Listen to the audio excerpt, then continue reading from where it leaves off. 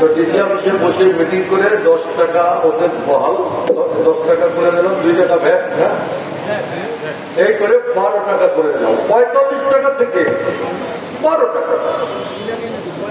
এক অফিসার আসছে, আমার অত বুঝে সারে বুঝছেন। তো যেদিন ডিসি অফিসে মিটিং হলো তার খানিক আগে আমার বাসায় এসে বলে, স্যার আপনি তো পার্টি টাটি করেন, পার্টি করতে তো 50 লাগে, তত লাগে, পয়সা তারা কাম হয়। স্যার আপনারে আমরা 30 লাখ টাকা দিয়ে দেবেন কাজ ভালো, আপনি 25 টাকা করে দেন। এবার তোমার বাড়ি কোথায়? একবার যাও, তুমি যাও,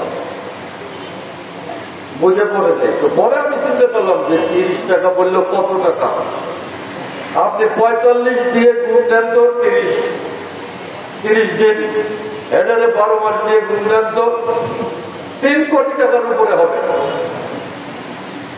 প্রায় 2-2.5 কোটি টাকা এই গরিব অটো আমাদের কাছ থেকে নিয়ে যান। আপনি একজন সমাজের রাজনৈতিক ব্যক্তি হিসাবে আপনার দায়িত্ব যাতে আপনার দ্বারা আপনার কোন সিদ্ধান্তের প্রেক্ষিতে এইখানে গরিব মানুষ যাতে কষ্ট পায়, তাই না?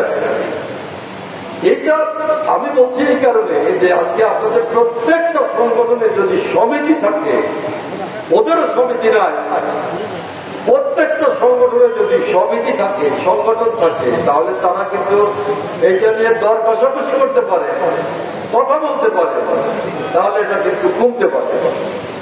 তো রাজবাড়ী বাজারে আমি আপনাদের সেই জন্য আজকে এখানে আহ্বান করছি যে আপনাদের এখানে সমিতি নাই, কমিটি নাই, সংগঠন নাই, এইটা তো মান সম্মানেরও ব্যাপার যে মাঝে মহোদয় কমিটি থাকে। রাজবাড়ী শহরের এই প্রধান মার্কেট, এত বড় মার্কেট, তার কোন কমিটি নাই, তার কোন সংগঠন নাই। রাজবাড়ী বাজারের যে ব্যবসায়ী, বাঘা ব্যবসায়ীরা আসমানের দিকে তাকায় থাকে, কি করব নাকি? আপনাদের তো দায়িত্ব, ব্যবসায়ীদের দায়িত্ব আছে এইখানে একটা সংগঠন করা। কারো দেখে যদি তাকায় থাকে কবে কয়েম আসবে, কবে তারপরে করব, এইটা করলে তো হবে না। নিজ দায়িত্বে যারা এখানে আছে, সামনে পিছনে ডেনে বয় ব্যবসায়ী যারা, তাদের তো দায়িত্ব আছে যে তাদের সংগঠনটা তৈরি করা। এখন হাইকোর্টে মামলা, একটা ভালো চুক্তি, এই সমিতির নাম ছিল রাজবাড়ী বাজার ব্যবসায়ী সমিতি, রাজবাড়ী বাজার ব্যবসায়ী সমিতি। হাইকোর্টে মামলা আছে রাজবাড়ী বাজার ব্যবসায়ী সমিতি, দীর্ঘদিন 10 সালের শুরু করে আসছে হলো 14 বছর, হ্যাঁ 25 বছর, 15 বছর। এই 15 বছরে যেহেতু এটা কোনো সিদ্ধান্ত হয় না, এবং ওই ছেলেটা এখন বোধহয় জেলে, সম্ভবত ওর তো উচিত ছিল বেরোসে এই 5 তারিখের পরে পরপরই এই মামলাটা প্রত্যাহার করে দেওয়ার জন্য। এগুলো পালাইছে কোথায়, এখন নাকি শুনলাম ধরা পড়ছে, জেলে আছে।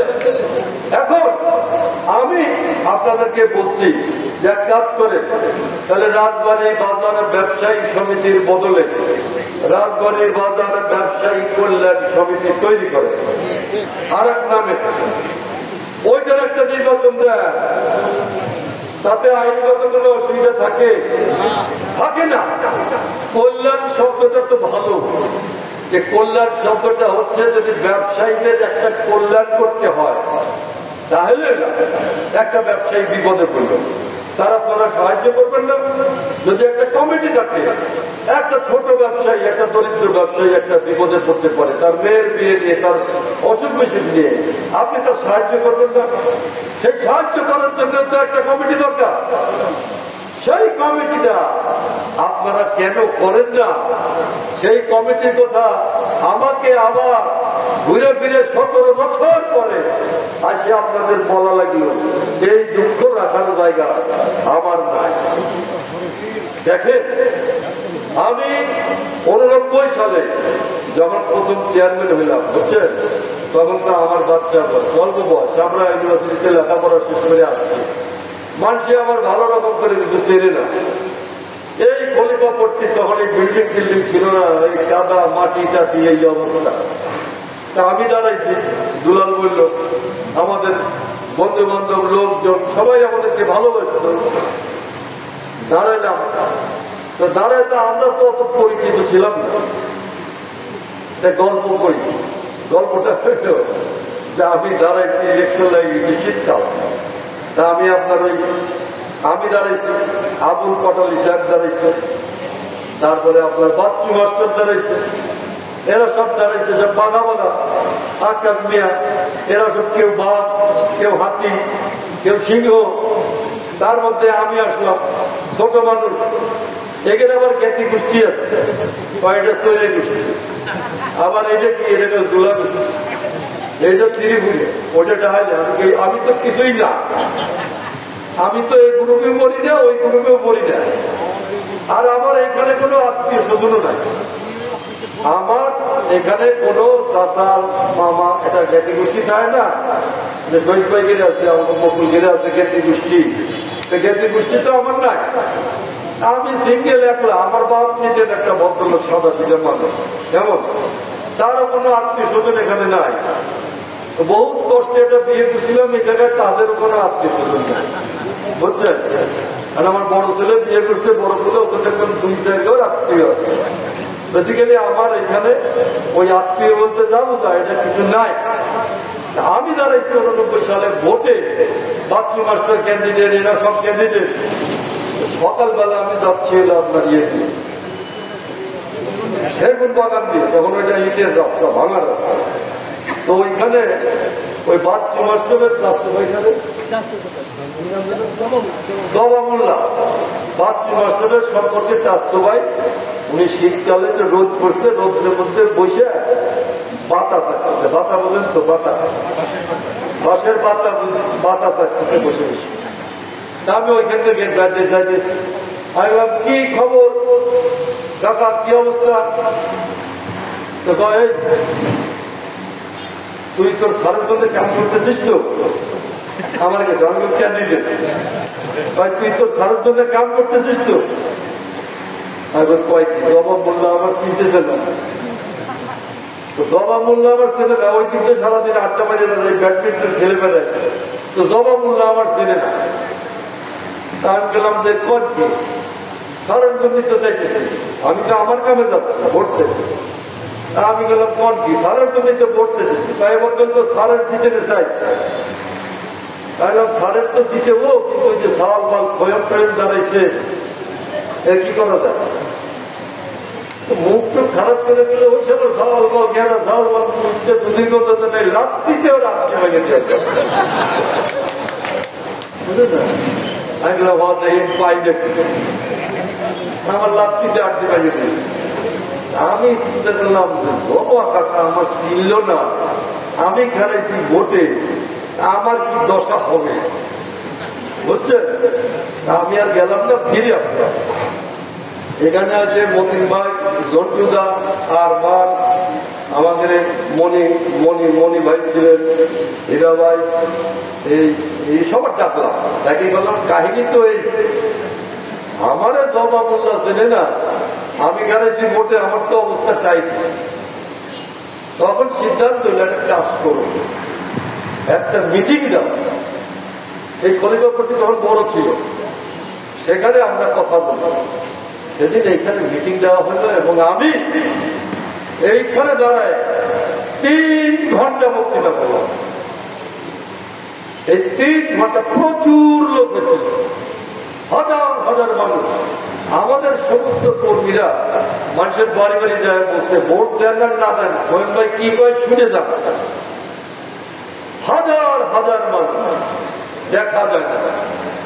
3 ঘন্টা বক্তৃতা দিলাম, আমার জীবনের সবচেয়ে লম্বা বক্তৃতা। এবং ওই বক্তৃতায় আমি সেদিন বললাম, নেতৃত্ব কি, লিডারশিপ কি। একটা এলাকায় শক্ত তথ্য নেতৃত্ব না থাকলে ওই এলাকা তৈরি হয় না, ওই এলাকার উন্নতি হয় না। এই গোত্র রাজনীতি, জুলাগারিস্তার রাজনীতি, এইগুলোকে একটা ভোটকান্তি রাজনীতি আমি সেদিন বোঝাতে সক্ষম হচ্ছিলাম। ইলেকশন আসলে তুমি আমার তৈরি ভাই, ইলেকশন আসলে তুমি আমার জুলা ভাই, নো। আমরা মানুষ হিসাবে আমরা বুঝতে চাই যে কোন কাজটা ঠিক। এর উপরে আমি 3 ঘন্টা বক্তৃতা করলাম। এই বক্তৃতায় মানুষ কাঁদল, আমার কথা শুনে মানুষ সেদিন কাঁদছে, হাসছে। ওই নির্বাচনের ওই মিটিং এর পরের দিন থেকে কিন্তু পরিস্থিতিটা পরিবর্তন হয়ে গেল। আমি পরের দিন সকালবেলা এই জায়গায় সেলুনের দাড়ি কাটতে গেছি। তো ওই দাড়ি যে যিনি কাটেন উনি আমারে বলতেছে যে ভাই আপনারা তো ভোট দিতে চাইছিলাম, আপনার বক্তৃতা শুনে কালকে কাঁদছি এবং আমি সিদ্ধান্ত নিচ্ছি যে আমরা আপনাকে ভোট দেব। ওই এক মিটিং এ সমস্ত পরিস্থিতিটা উল্টে গেল। মানুষ বুঝলো যে আসলে কোনটা ঠিক কোনটা বেঠিক, কি করা উচিত। এবং ঠিক লিডারশিপ নেতৃত্বটা যদি আপনি সামনে না নিয়ে আসেন তাহলে সেই এলাকার উন্নতি নেই। আমি কারো বিরোধ করবো না, আমি কারো নামে কিছু বলবো না। আমাদের কেরামত ভাই ধরেন 6 বার এমপি থাকে। আমি মাঝে মাঝে বলি যদি উনারা 6 বার এমপি থাকলে তো এই রাজবাড়ি অন্যরকম হয়ে যাওয়ার কথা। কিন্তু আমি উনারা একদিন বলছি যে যদি একটা বটের গাছ লাগাতেন, সেই বট গাছটা যদি এই 5-6-30 বছরে বড় হতো তাহলে সেখানেও উত্তপ্ত রোদের মধ্যে কোন পথিক সেই বটের ছায়ায় দাঁড়ায় বলতে যে আমার প্রাণটা জোড়ায় লাগান নাই। সুতরাং বুঝতে হবে যে আজকে যদি আপনি নেতৃত্বকে আপনি মনে করে বুদ্ধি বিবেচনা যুক্তি দিয়ে প্রতিষ্ঠিত করতে না পারেন এলাকার উন্নতি হবে না। এই রাজবাড়ি কিন্তু একটা পকেটে পড়ছে। পকেটে পড়ছে কি জানেন? ধরেন আপনি চট্টগ্রাম সিলেট যদি বাদ দেন, 2004 সালে আমি একটা বক্তৃতা করছিলাম রেলগেটে। যদি বাদ দেন তাহলে এইখানে আপনি দেখবেন পদ্মা ব্রিজ চলে গেছে ওই দিক দিয়ে খুলনা, ওই দিক দিয়ে উত্তরবঙ্গে চলে গেছে হলো আপনার যমুনা ব্রিজ। আমরা কিন্তু ফাঁকে পকেটে পড়ে গেছি। এইখানকার কোন উন্নতি হবে না, এই জায়গার উন্নতি হওয়ার কোন সম্ভাবনা নাই। 30 বছর আগে আমরা পদ্মা সেতুর জন্য লড়াই করছিলাম। আমরা 30 বছর আগে আমরা মনে করলাম যদি পদ্মা সেতুটা করতে পারি, ঢাকার সঙ্গে যদি যোগাযোগটা ঠিক হয় তাহলে আমাদের এই এলাকায় একটু অন্যরকম হয়ে যাবে।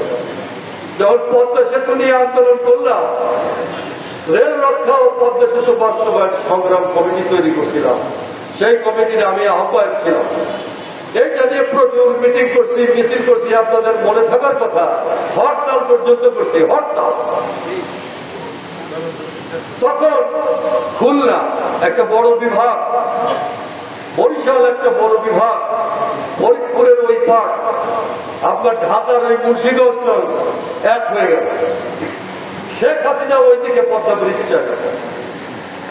আপনাদের মনে আছে কিনা আমরা একটা দৌলতদিয়া ঘাটে খুব বড় জনসভা করলাম, এরকম রাত্রে। পরের দিন শেখ হাসিনা একটা স্টেটমেন্ট করলো পত্রিকা যে দৌলতদিয়ায় যদি পদ্মা সেতু হয়, আমি বেগম জিয়া রাজবাড়ি নিয়ে আসছিলাম, উনি ঘোষণা দিচ্ছে আমরা এখানে কারিগরি পরীক্ষা নিরীক্ষা করেছি, ইঞ্জিনিয়ারদের নিয়ে আসছি, আপনার বিভিন্ন কনসালটেন্টদের নিয়ে আসছি, এনে পরীক্ষা নিরীক্ষা করে এইটা কত টাকা লাগবে, কে টাকা দেবে, কি হবে, সবকিছু ঠিক করে ফেলছিলাম। যখন দৌলতে আমরা জনসভা করলাম, পরের দিন শেখ হাসিনা একটা স্টেটমেন্ট করে বলল যে রাজবাড়ির দৌলতদিয়া পাটুরিয়ায় যদি পদ্মা সেতু হয় তাহলে পরে আমি লং মার্চ করব এবং তাহলে রক্ত গঙ্গা বয়ে যাবে।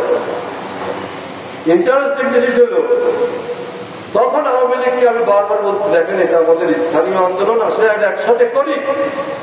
হাসিনা যেহেতু ওই দিকে চাইল, তখন আওয়ামী লীগের এই টোটাল বেল্টের আওয়ামী লীগের লোকজন মুখে তালা দিল, কোনো কথা বলল না।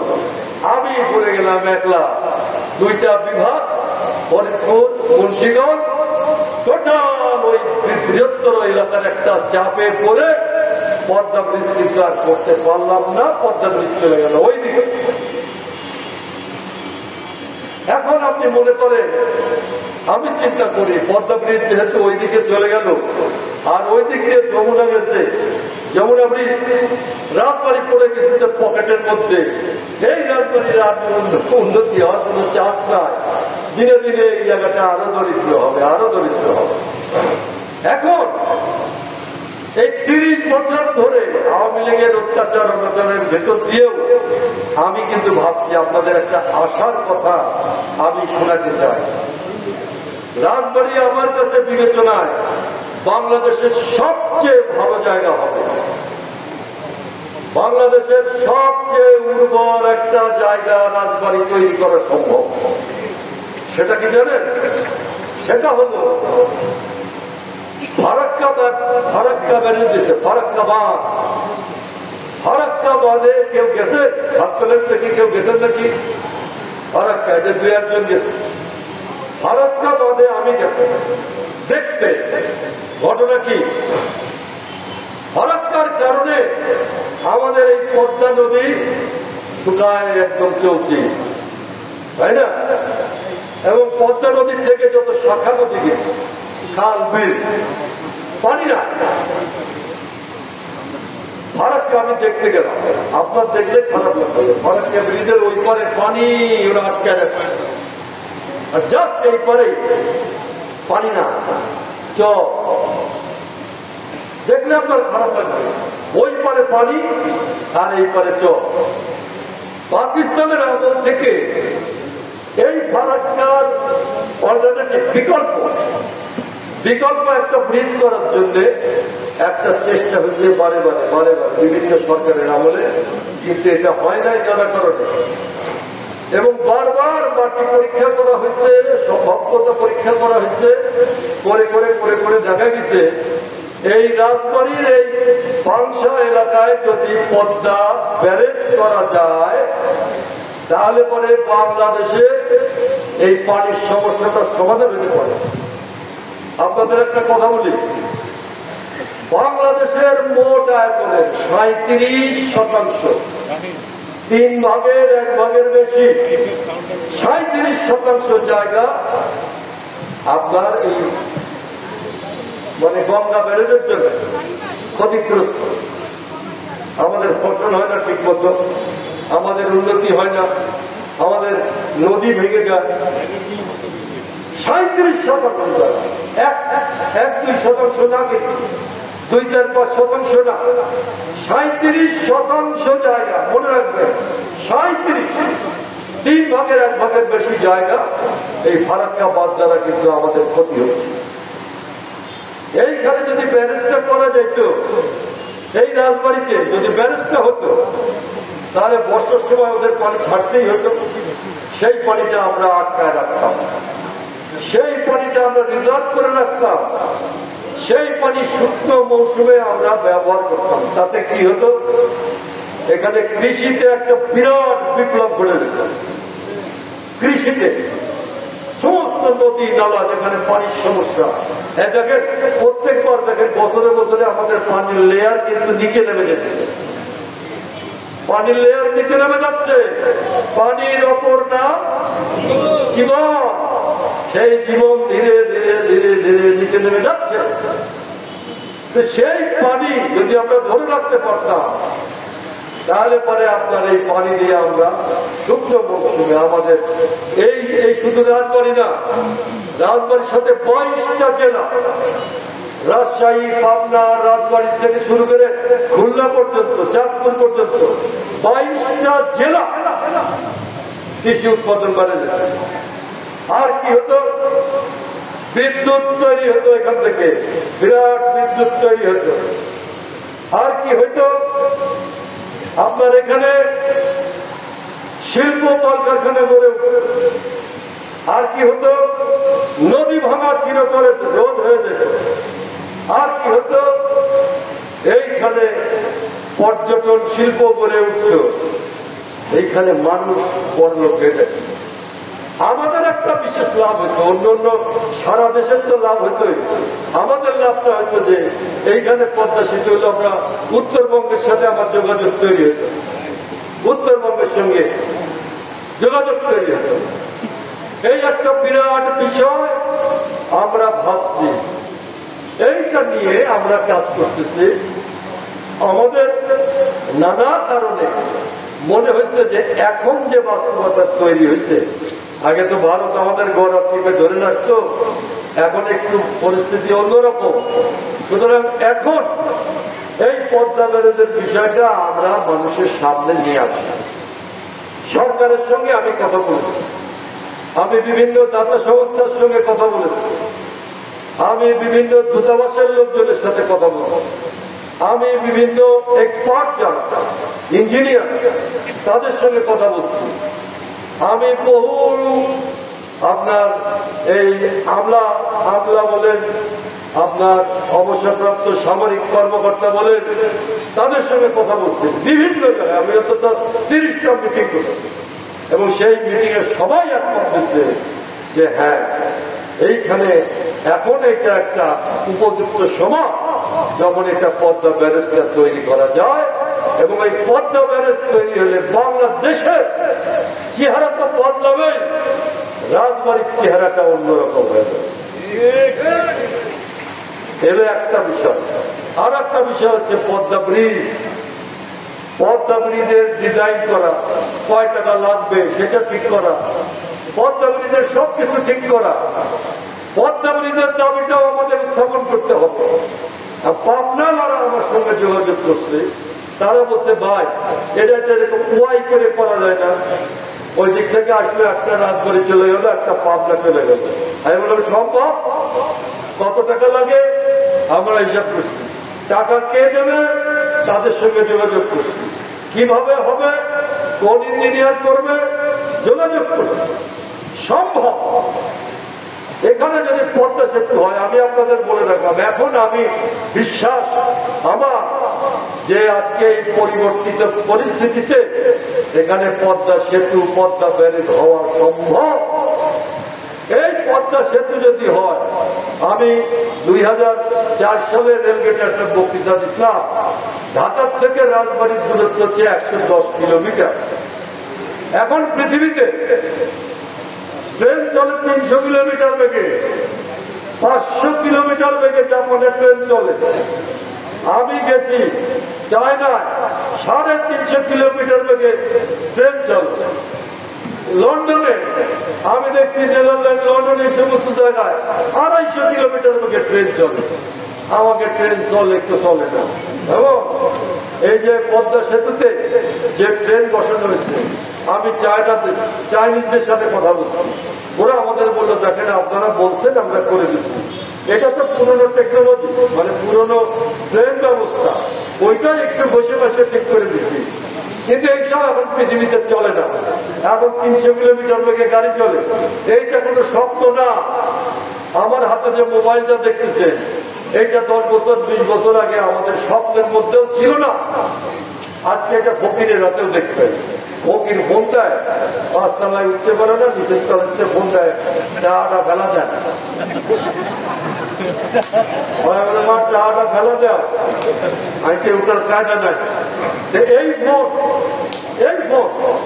10 বছর 15 বছর আগে কিন্তু আমাদের স্বপ্নের মধ্যেও ছিল না।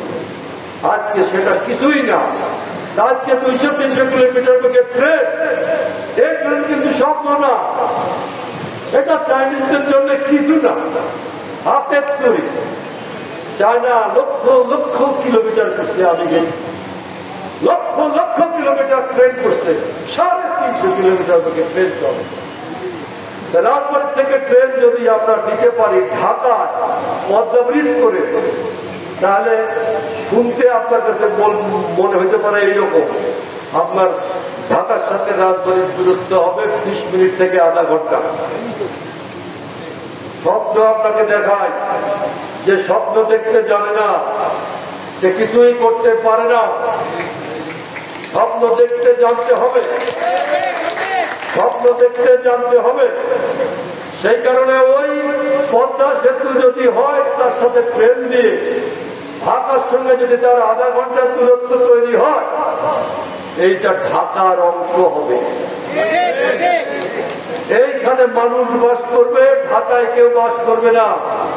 ট্রেনে উঠে একটা পত্রিকা পড়তে পড়তে ঢাকায় চলে যাবে, আবার ঢাকাতে উঠে একটা শাখায় পত্রিকা পড়তে পড়তে বাড়িতে চলে আসবে।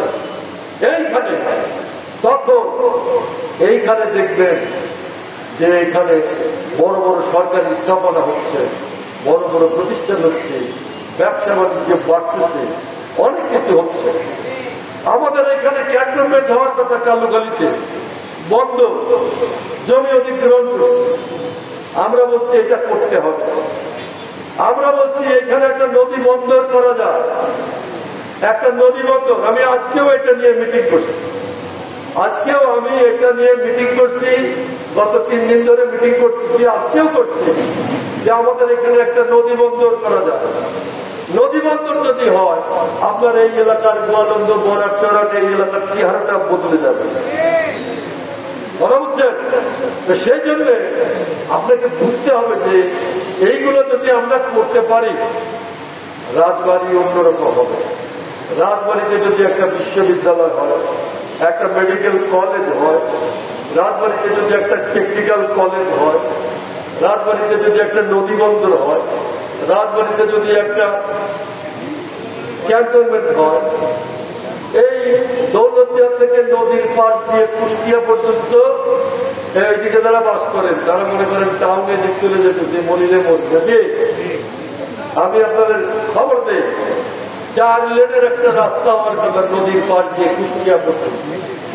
এই নদীর পাশ দিয়ে যদি এগুলো হয়, যদি পদ্মা ব্যারেজ হয়, যদি পদ্মা ব্রিজ হয়, যদি পদ্মা বাঁধ যেটা গঙ্গা বাঁধ বিকল্প যেটা এখানে হওয়ার কথা, যদি সে বাঁধ হয়, যদি পদ্মা ব্রিজ হয়, যদি ক্যান্টনমেন্ট হয়, যদি এখানে আপনার নৌবন্দর হয়, যদি একটা বিশ্ববিদ্যালয় হয়, যদি এখানে একটা ইপিজেড হয়, এই ইপিজেড হয়, এইখানকার মাটি হবে বাংলাদেশের সবচেয়ে দামি মাটি, সবচেয়ে দামি মাটি। কারণ এদিকে বরিশাল, এদিকে খুলনা, এদিকে ঢাকা, এদিকে রাজশাহী, এর মাঝখানে হচ্ছি আমরা।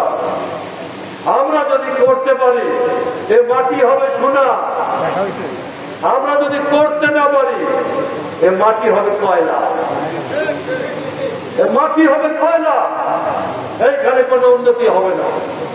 সেজন্য আমি আপনাদের বলতেছি এইটা নিয়ে আমরা কাজ করছি। আমরা আগামী মাসে এইখানে একটা কনফারেন্স করবো, দেশ বিদেশ থেকে লোকজন আসবে, আমি তাদেরকে আমন্ত্রণ জানাইছি। আগামী মাসে এইখানে একটা সেমিনার হবে, এই সেমিনারের মধ্যে হবে আমাদের গঙ্গা ব্যারেজ, পদ্মা ব্যারেজ সহ কেমন রাজবাড়ি আমি চাই তা নিয়ে এইখানে আলোচনা চলতেছে। বাইরের বিশ্ববিদ্যালয়ের শিক্ষকরা, বাইরের বিদেশিদের সাথে আমাদের মিটিং হচ্ছে, কথা হচ্ছে। আমরা একটু আগায় জুগায় নিতে চাই। যদি আমরা আগায় জুগায় যাই, সরকারের সঙ্গে আমাদের কথা হবে। ইনশাল্লাহ বিএনপি ক্ষমতায় গেলে এই রাজবাড়ি সোনায় পরিণত হবে। তার আগে আমাদের কাজ করতে হবে, এইটা নিয়ে আমাদের লাগতে হবে সবাই। এইখানে আমি শোনেন বলি, এইখানে আমি দল মত নির্বিশেষে সবাইকে বলব যে আসেন, সবচেয়ে বড় কথা এটা হচ্ছে আমাদের মাটি, আমাদের এলাকা। এই এলাকা যদি আমরা ঠিক করতে না পারি, আমাদের ছেলে মেয়েরা বাইরে চলে যাচ্ছে, আমার নিজের ছেলে চলে গেছে, ওদের দেশে থাকবো না। এই এলাকা যদি, এই এলাকায় একটা, হ্যাঁ ভুলে গেছি, রেলওয়ে ওয়ার্কশপ হওয়ার কথা, রেলওয়ে ওয়ার্কশপ হওয়ার কথা। দুর্ভাগ্য কি জানেন? দুর্ভাগ্য হলো আমাদের যারা ছিলেন ক্ষমতায় কাজ তো করেই নাই। আর এই পৌরসভার যে বেহা, 3 জন মেয়র গেছে, আমি কারণ আমি কিছু বলতে চাই যে শুধু চিন্তা করেন একটা অপরাধেই তো বিচার হওয়ার যে অটোর ভাড়া কেন 45 টাকা করত,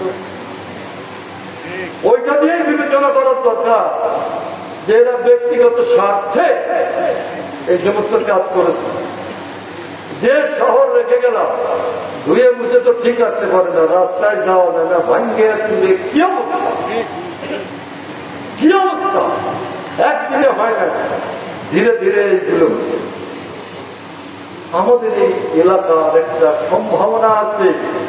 আমাদের যেমন ধরেন এইখানে ব্যবসা বাণিজ্য, যারা ব্যবসা করে, যদি এইখানের উন্নতি না হয় এই ব্যবসা বাণিজ্যের উন্নতি হবে না। এইখানে আমাদের রাজবাড়ির একটা মিষ্টি শিল্প আছে, এই যে বাদুশার মিষ্টি, আমাদের হোটেলের মিষ্টি, আমাদের শঙ্করসার মিষ্টি, আরো কারা কারা আছে না, নাম ইমাম সভা।